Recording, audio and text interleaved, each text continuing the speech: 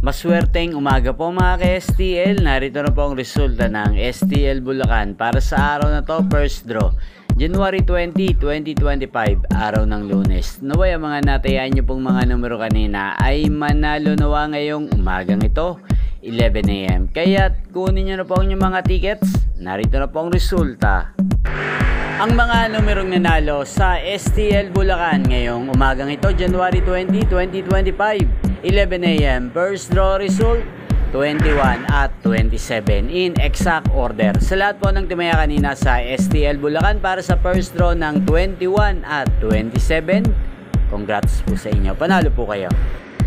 At ngayong umagang ito sa STL Bulacan, atin pong i-shoutout si Kuya Dante ng Bulacan. Shoutout po sa iyo, Kuya Dante.